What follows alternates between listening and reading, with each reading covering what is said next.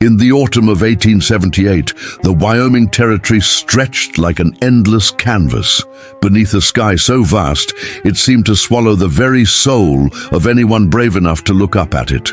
This was a land where survival was measured not in years, but in the quiet moments between heartbeats, where the difference between life and death could be found in the kindness of a stranger or the warmth of an unexpected fire. The frontier had a way of stripping people down to their essential selves. Out here, beyond the reach of civilization's comforting lies, there was no room for pretense. The bitter wind that swept across the plains didn't care about your past, your social standing, or your plans for the future. It cared only about whether you had the strength to face another day and whether you had someone, anyone, who might choose to face it with you. This was a place where women could disappear without a trace, where justice was often nothing more than the opinion of whoever held the fastest gun, and where the line between hero and villain was as thin as the smoke rising from a campfire.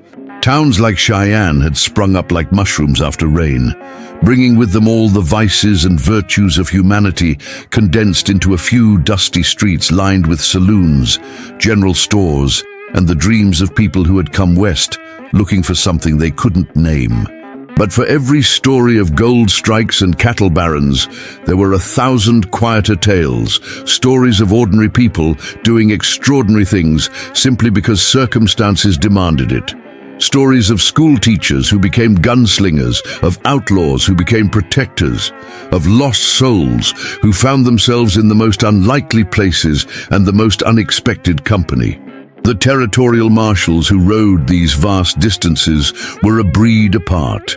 They were men who had seen too much and said too little, who carried the weight of other people's justice on their shoulders while wrestling with their own demons. They were judges, juries, and sometimes executioners, but above all they were witnesses to the worst humanity had to offer, and occasionally to the best. Thomas Whitmore was one such man. At 43, he had been wearing the marshal's badge for 15 years, long enough to know that the law was often just a word written on paper, but justice, real justice, was something that lived in the space between one person's need and another's willingness to help. He had seen men die for nothing and watched others live for everything. He had learned that sometimes the most important thing you could do was simply show up, and that presence itself could be a form of salvation. The territory was full of people running from something, their past, their mistakes, their fears, their shame. Some ran towards something better, others simply ran to keep moving, afraid that stopping would mean facing whatever demons they carried. Sarah McKenna was one of these runners. Though she would have bristled at the description, she had been a teacher in a small Missouri town, a woman who believed in the power of education to change lives and the importance of standing up for what was right, even when, especially when, it was dangerous. But believing in something and living it were two different things, and when Sarah was faced with a choice between her own safety and protecting an innocent girl from a monster, she chose to act. The consequences of that choice had driven her west, into the unforgiving embrace of the Wyoming Territory, where the thin air and endless sky made everything feel both more urgent and more eternal. This is the story of a night when two strangers found each other in the darkness and discovered that sometimes the most profound acts of love are the simplest ones. It's about the fire that burns between people when they choose to stay with each other through the hardest moments, and about the warmth that continues long after the flames have died down to ash. In a time and place where survival often meant hardening your heart against the suffering of others, it's a story about the courage required to remain tender, to remain present, to remain human. It's about the recognition that we are all, in one way or another, lost souls wandering in the wilderness, and that sometimes the greatest gift we can give to another person is simply to sit with them in the darkness and wait for the dawn. The Wyoming Territory was a place where the rules of civilized society held little sway, where people were forced to create their own moral compass, using nothing but the stars overhead and the conviction in their hearts. It was a place where a woman could be both victim and victor, where a man could be both hunter and protector, and where the line between salvation and damnation was as narrow as the space between two people sharing a fire. This is their story, not of grand gestures or dramatic rescues, but of the quiet miracle that occurs when one human being chooses to stay with another in their hour of greatest need. It's about the understanding that sometimes love isn't about passion or romance, but about the simple, profound act of remaining present when everything else falls away. In the end, it's about the truth that all of us, regardless of the time or place we live in, are searching for the same thing. Someone who will stay with us through the long, dark nights, and someone who will still be there when the sun rises again.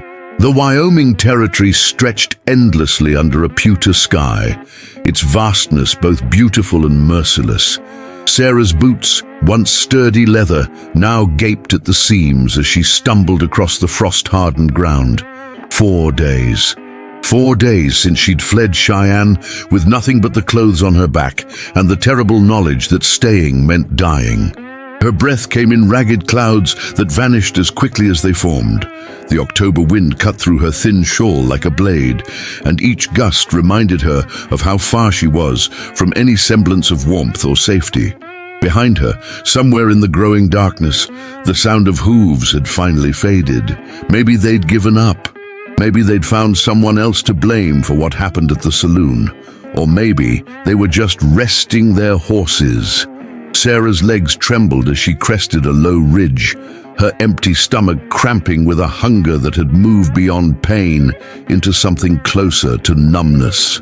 Below her, a shallow valley cupped the dying light, and there, impossibly, miraculously, a thin column of smoke rose from what looked like a small campfire. She didn't think. Thinking was a luxury she couldn't afford. Sarah half ran, half slid down the slope, her hands scraping against the rocky ground as she lost her footing.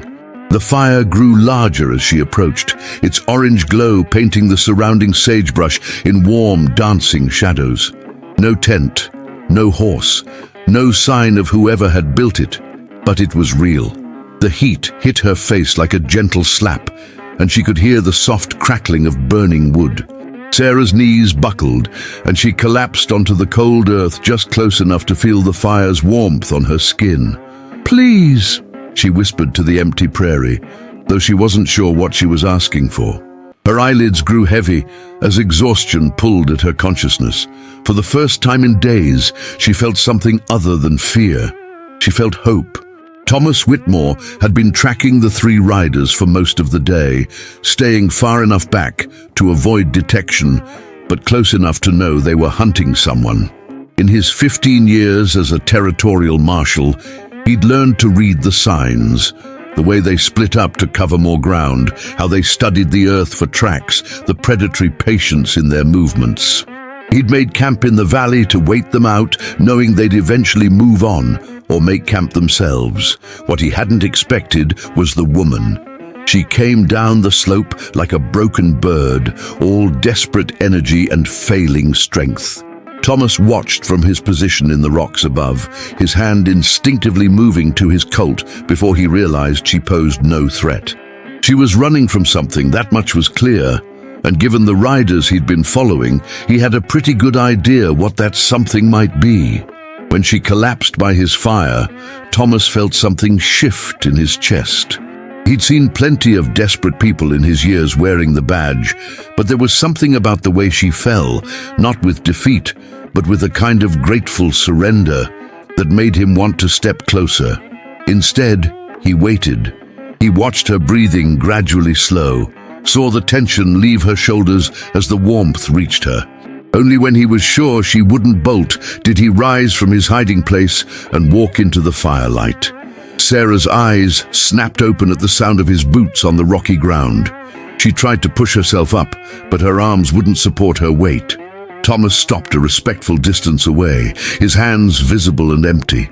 "Easy now," he said, his voice rough from disuse, but gentle. "I'm not here to hurt you.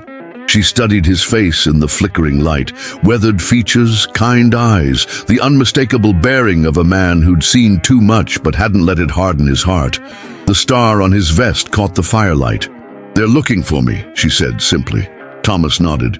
"I know." He could have asked why. Could have demanded to know what she'd done, what she was running from. Instead, he settled onto the ground across the fire from her, close enough to offer protection, but far enough to give her space to breathe.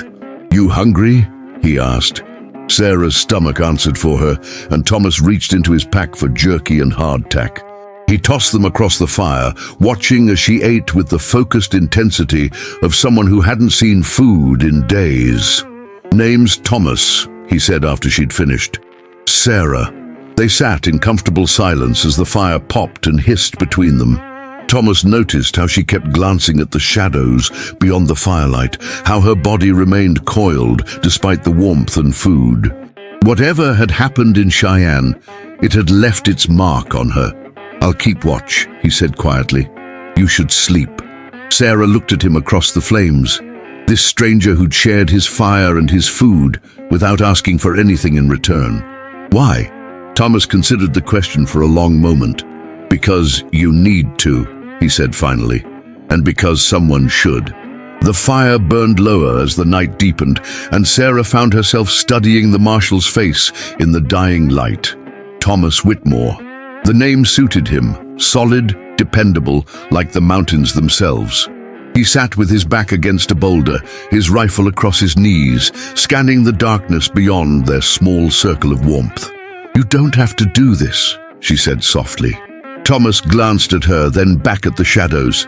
"Do what?" "Stay. Help me. I'm nobody special." "Everyone's somebody to someone," he replied. "Besides, it's my job."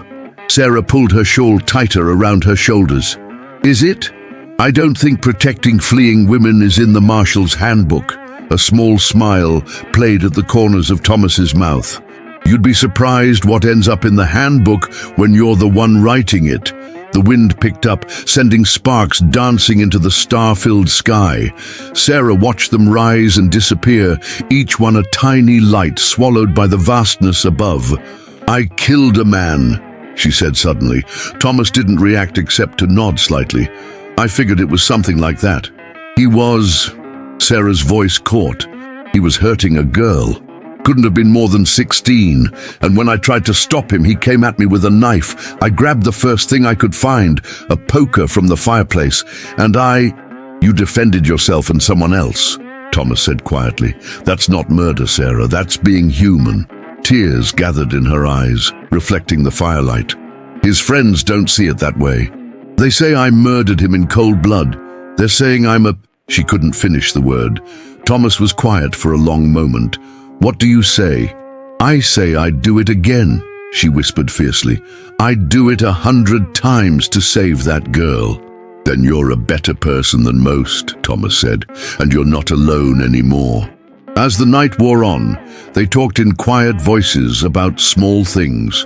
The weather, the beauty of the stars, the way the coyotes sounded in the distance. Thomas told her about his sister back in Missouri, about the ranch he planned to buy when he was done marshalling. Sarah spoke of her life before Cheyenne, the teaching job she'd left behind, the dreams she'd had of making a difference in the world. "Seems like you already made a difference," Thomas said when she finished. "Some difference. I'm hiding in the wilderness like a criminal." "You're staying alive," he corrected. "That's the first step to making more differences." The fire burned down to glowing coals, and Sarah felt her eyelids growing heavy. She'd been running on fear and adrenaline for so long that the simple act of sitting still felt like a luxury. Thomas noticed her struggling to stay awake. "Sleep," he said gently. "I'll be here. What if they come? Then I'll handle it." Sarah wanted to argue, wanted to tell him he'd done enough, that she couldn't ask him to risk his life for her. But the exhaustion was stronger than her protests. She curled up on the hard ground, using her shawl as a pillow, and closed her eyes. Thomas watched her breathing slow and deepen. Even in sleep, she looked ready to run, one hand curled near her face as if protecting herself from invisible threats. He added another piece of wood to the fire, knowing it would burn out before dawn, but wanting to give her as much warmth as possible. In the distance, a coyote howled, and Thomas checked his rifle one more time. The night was far from over, and he intended to keep his word. The first light of dawn crept across the Wyoming sky like watercolor bleeding through paper, painting the clouds in shades of rose and gold. Thomas had dozed fitfully against the boulder, jerking awake at every sound, the distant cry of a hawk, the rustle of wind through sagebrush, the soft whisper of Sarah's breathing as she slept. The fire had died down to ash and glowing embers, just as he'd known it would. But he'd stayed. Through the coldest hours before dawn, through the time when the darkness seemed most complete, he'd stayed. Sarah stirred as the light grew stronger, her eyes opening slowly as consciousness returned. For a moment she looked confused, as if she'd forgotten where she was.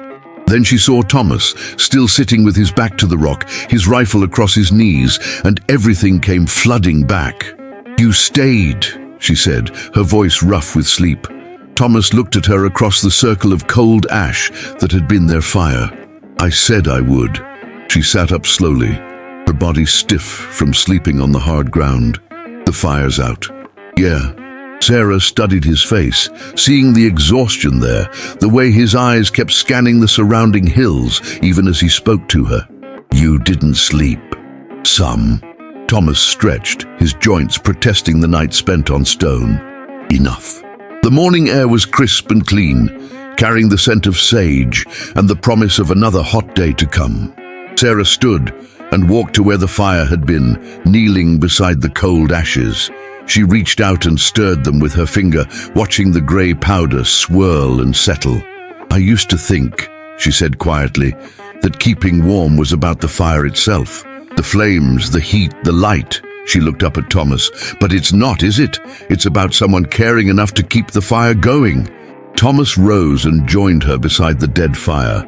"Sometimes," he said, "and sometimes it's about someone caring enough to sit with you while it dies." Sarah felt tears prick her eyes, but they weren't tears of sadness. They were tears of recognition, of understanding something fundamental about human connection that she'd never grasped before. "You could have left," she said. "After I fell asleep, you could have ridden away." "I could have," Thomas agreed, "but I didn't want to." The sun climbed higher, casting long shadows across the valley. In the distance, a meadowlark sang its liquid song, and somewhere a horse whinnied. Sarah tensed at the sound, but Thomas remained calm. "My horse," he explained. "She's hobbled about a quarter-mile upstream." Sarah relaxed slightly. "What happens now?" Thomas considered the question.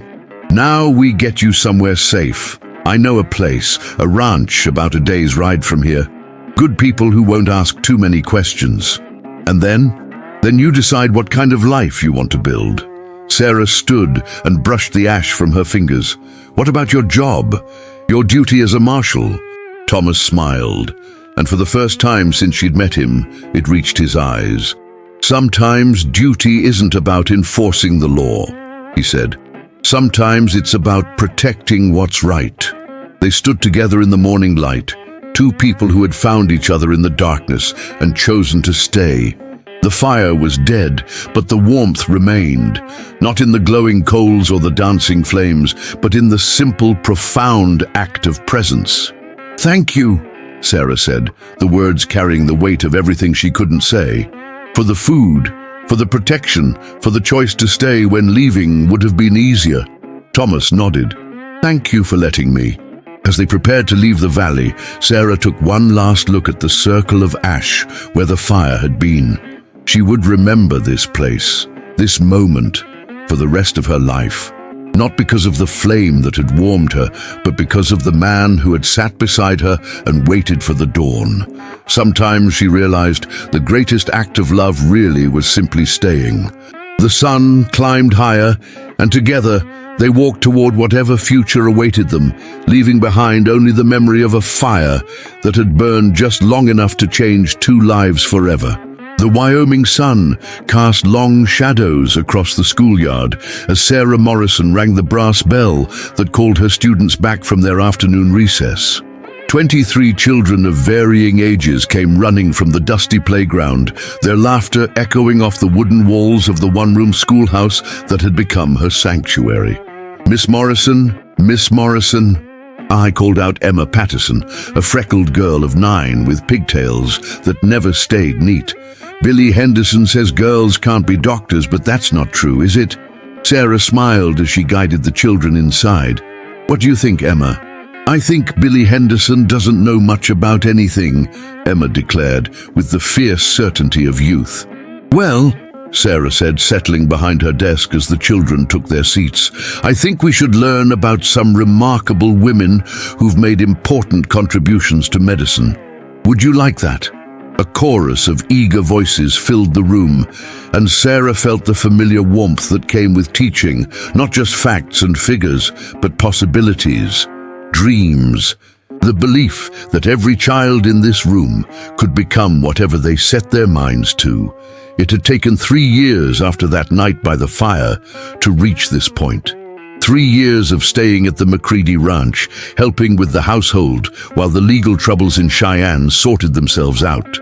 Thomas had been right about the McCrearys. They were good people who asked no questions and offered quiet support while Sarah found her footing again. The investigation had eventually cleared her name. The girl she'd saved had finally found the courage to speak up, and other witnesses had come forward. The man she'd killed had been known for his violence, and the world was arguably a better place without him. But by then, Sarah had discovered something she hadn't expected. She no longer wanted to run from Wyoming. She'd found home here, in the endless sky and the stark beauty of the landscape. More importantly, she'd found herself again. The afternoon lessons passed quickly, covering arithmetic, reading, and the promised discussion about women in medicine. When the final bell rang and the children scattered to their various homes, Sarah began the familiar ritual of cleaning the blackboard and organizing materials for the next day. A soft knock at the door interrupted her routine. She looked up to see Thomas Whitmore standing in the doorway, his marshal's badge replaced by the simple clothes of a rancher. His hair was grayer now, his face more lined, but his eyes still held that same steady kindness that had saved her life 7 years ago. "Afternoon, Sarah," he said, removing his hat. "Hope I'm not interrupting." "Thomas!" The name came out warmer than she'd intended, carrying 7 years of shared history. "Come in, I was just finishing up." He stepped inside, glancing around the schoolroom with its neat rows of desks and the alphabet cards she'd painted by hand. "Looks like you've got a full house these days." 23 students this year, Sarah said, unable to keep the pride from her voice. "More than we had last year," Thomas nodded approvingly. "Word's getting around about the quality of education they're getting here. Families are moving to the area just to have their children learn from you." Sarah felt a blush creep up her neck. "I'm just doing my job." "You're doing more than that," Thomas said quietly. "You're building something important here, something that'll last." They fell into comfortable silence, the way they had that night by the fire.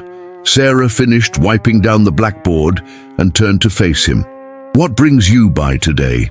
Thomas shifted his weight, and Sarah noticed something different in his demeanor, a nervous energy that was unlike him. "I wanted to talk to you about something. Ask you something, actually." "Of course." He took a deep breath. "I've been thinking a lot lately about that night, the night we met." Sarah's heart skipped. They'd never talked about it directly, not in all the years since. It had become a shared understanding between them, a foundation that didn't need words. "What about it?" she asked softly. "I've been thinking about what you said. About keeping warm not being about the fire itself, but about someone caring enough to keep it going." Thomas met her eyes. "Or about someone caring enough to sit with you while it dies." Sarah nodded, remembering. "I realized something," Thomas continued. "That night I wasn't just helping you, you were helping me too. I'd been alone for so long, I'd forgotten what it felt like to have someone to care about, to protect, to... He paused, searching for the right words. To stay with. Sarah felt tears prick her eyes. Thomas, I know this might be presumptuous, he said quickly, and I know you've built a good life here, important work, but I was wondering if you might consider sharing that life with someone. With me? Sarah stared at him, her mind racing. In all the years since that night she'd thought about this moment, dreamed about it, but had never dared to hope it might actually happen. I'm not a young man anymore, Thomas continued, his voice growing more uncertain, and I know I'm not much to look at. But I can promise you this, I'll stay. Whatever comes, whatever challenges we face, I'll stay. Sarah walked across the room to where he stood, reaching up to touch his weathered face. You beautiful fool, she whispered. Don't you know? You've already stayed. You've been staying for 7 years. Thomas's eyes widened in surprise, then softened with understanding. Does that mean... Yes, Sarah said, laughing through her tears. Yes, it means yes. Thomas pulled her into his arms, and Sarah felt the same warmth she'd experienced that night by the fire. Not the heat of flames, but the deeper warmth of being truly seen and accepted by another human being. I have a confession, she said against his shoulder. I've been hoping you'd ask me that question for about 6 years now. Thomas laughed, a sound of pure joy. Then why didn't you say something? Because some things are worth waiting for, Sarah replied, and because I needed to learn that I was whole on my own before I could be part of something bigger. They held each other in the quiet schoolroom as the afternoon light slanted through the windows, painting everything in gold. Outside, the Wyoming wind whispered through the grass, and somewhere in the distance a meadowlark sang its liquid song. I never thanked you properly, Sarah said after a while, for that night, for saving my life. Thomas pulled back to look at her. You saved mine too, you know. I was just existing before that night, going through the motions. You gave me something to live for. We saved each other, Sarah corrected, just like people are supposed to do. As they walked out of the schoolhouse together, Sarah thought about the children she'd taught that day, about the dreams she'd helped them imagine, about the futures she'd helped them envision. Emma Patterson wanted to be a doctor. Billy Henderson, despite his earlier comments, had confessed to Sarah that he wanted to be a teacher like her.